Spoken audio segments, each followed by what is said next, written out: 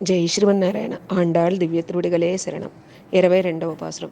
మన గోదమ్మ ఈ పాసురంలో మన గురించి చెబుతూ ఉన్నారు. అందమైన విశాలమైన భూమిని పాలించే రాజులు వారి అహంకారాన్ని పోగొట్టుకుని వచ్చారు స్వామి నీ ద్వారం దగ్గరికి అంటూ ఉన్నారు.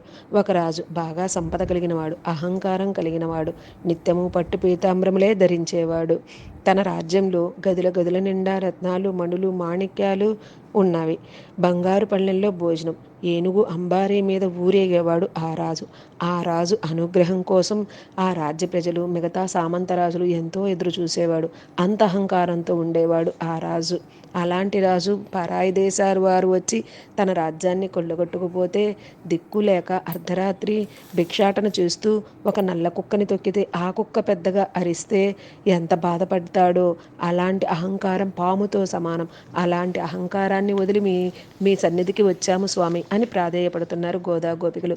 సూర్యచంద్రులు వదిలించినట్టున్న రెండు నేత్రాలతో మమ్మల్ని కటాక్షించు స్వామి, మా పాపాలన్నీ పోతాయి అని ప్రార్థన